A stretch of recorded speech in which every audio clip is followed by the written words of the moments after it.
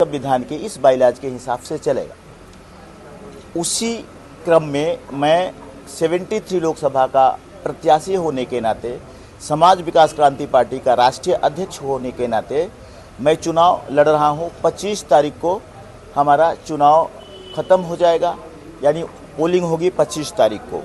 इसके बीच में हमें बहुत सारी बाधाएं आई। जब से मैं पर्चा भर रहा हूं, जिस दिन पर्चा पहला दिन था, पर्चा लेने के लिए गया, हमने किसी को भेजा, सुबह से लेके यानी सुबह 8 बजे से लेके लाइन में खड़ा रहा और 3:30 बजे तक उसको एक फॉर्म नहीं मिलता है। माननीय कृपाशंकर सिंह भारतीय जनता पार्टी के उम्मीदवार आते हैं, पर्चा भी मिलता है, फॉर्म भी उनका भरा जाता है, लेकिन किसी और को पर्चा नहीं मिलता है। तो ये संविधान का उल्लंघन है, भारतीय संविधान का उल्लंघन है। उसकी हत्या की जा रही है भारतीय संविधान की। उसके बाद किसी तरह से दूसरे दिन हमें मिलता है, हमने फॉर्म भरा।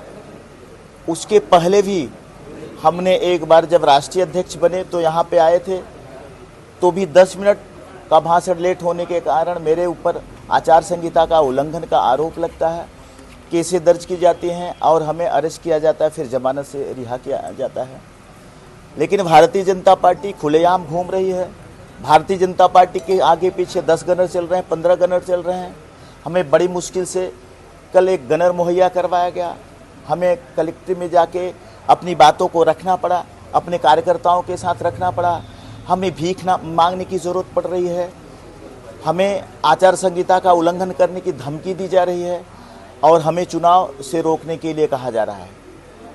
चुनाव से रोकने के लिए कहा जा रहा है। जहां हम रहते हैं, हम पहले से रहते हैं।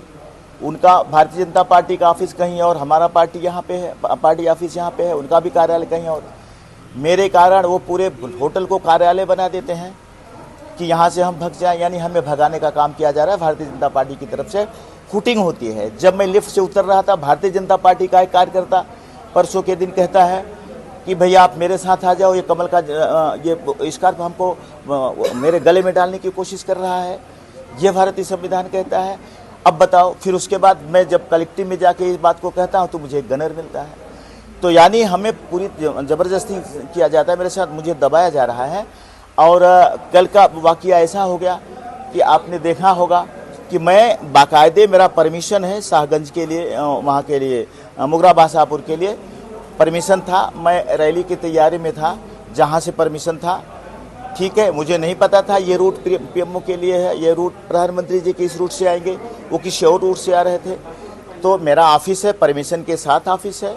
यहाँ पे भारतीय जनता पार्टी के लोग पहुँचते हुए बोलते हैं, गाड़ी हटवाने का काम करते हैं। पुलिस भी उनका साथ देती है, गाड़ी हटवाने का काम करते हैं। सिर्फ मेरे मात्र पूछने से कि भाई मेरा परमिशन, मेरा ऑफिस है, यहाँ से गाड़ियाँ को न हटाया जाए, हमारी गाड़ी अंडर कंट्रोल है, मेरा ऑफिस है, परमिशन के साथ ऑफिस है, आने जाने की कोई दुविधा नहीं, कोई बाधा नहीं है। इसके बाद 10-12 कार्यकर्ता बीजेपी के आते हैं, हुटिंग करते हैं, बीजेपी की जिंदाबाद के नारा लगाते हैं, मोदी जी जिंदाबाद के नारा लगाते हैं, कृपाशंकर सिंह जी की जिंदाबाद के नारा लगाते हैं। और फिर पुलिस भी हमारे साथ लड़ाई झगड़ा करती है और हमें करने की कोशिश करती है।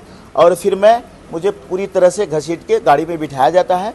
चूँकि प्रधानमंत्री जी आ रहे हैं, इसके लिए उन्होंने मेरा कुछ भी नहीं सुना और मुझे गाड़ी में घसीट के बिठाया गया। और उसके बाद फिर मुझे थाने में लेके गया और थाने से फिर मुझे वापस मेरे ऊपर आचार संहिता का उल्लंघन का या जो भी उन्होंने धारा लगाई, और उसके बाद फिर मुझे रिहा होना पड़ा। मैं चुनाव लड़ रहा हूँ, मैं इन सब चीज़ों से लड़ते रहूँगा तो मैं चुनाव कैसे लड़ पाऊँगा। तो मेरी निर्वाचन आयोग से अपील है और मैं एक लेटर भी बनवा रहा हूँ कि भाई मुझे निष्पक्ष चुनाव करने की बात आपने कहा था। जब मुझे सर्टिफिकेट मिल रहा था समाज विकास क्रांति पार्टी का, तब भी कहा गया था कि निष्पक्ष चुनाव होगा। क्या निष्पक्ष चुनाव ये कहता है कि जो प्रधानमंत्री हैं अगर वो किसी भी एरिया में जाएंगे तो कोई भी कैंडिडेट वहाँ प्रचार नहीं कर सकता? क्या निर्वाचन आयोग ये कहता है कि प्रधानमंत्री का तो हर जिले में दौरा रहेगा, तो क्या जहाँ जाते हैं वहाँ के कैंडिडेट, भारतीय जनता पार्टी के कैंडिडेट किसी को पूरे शहर में प्रचार करने के लिए मना करेंगे, या किसी को वहाँ खड़ा रहने के लिए मना करेंगे, या उनकी हुड़दंगई भारतीय जनता पार्टी की होगी? तो फिर सरकारें भंग कहाँ हुई हैं? जब उनका इतना दबदबा चलेगा भारतीय जनता पार्टी का, तो सरकार भंग हुई कहाँ? अधिसूचना लागू हुआ कहाँ? फिर आप आचार संहिता की बात कहाँ से कर रहे हैं? हमें सिखाया गया, निर्वाचन आयोग ने पूछा, हमें बताया है, हमने भी पढ़ाई की, हमने भारतीय संविधान की बातों को मुझे जानने का अधिकार है और मैं जानने की कोशिश की और मैंने जाना है कि सरकार भंग हो जाती है, कोई कहीं का सांसद नहीं रह जाता। जितने भी कैंडिडेट पास हो जाते हैं पर्चे में, उनको बाकायदे सबको सम्मान के साथ लड़ाया जाता है, लड़ाने का काम किया जाता है। किसी के साथ बदतमीजी बदसलूकी नहीं की जाती है, लेकिन वैसा हो रहा है। मैं इससे ज़्यादा कुछ नहीं कहना चाहता हूँ। मैं निर्वाचन आयोग से यह अपील करता हूँ कि मुझे हराने के लिए शासन चाहती है और भारतीय जनता पार्टी हराने के पीछे लगी है, लेकिन मैं हारने वाला नहीं हूँ। अगर मुझे कुछ भी करने, मैं भारतीय जनता पार्टी के कारण, कृपाशंकर सिंह के कारण मैं अपने चुनाव प्रचार को बंद नहीं करूंगा, लड़ता रहूंगा, 25 तारीख तक लड़ता रहूंगा।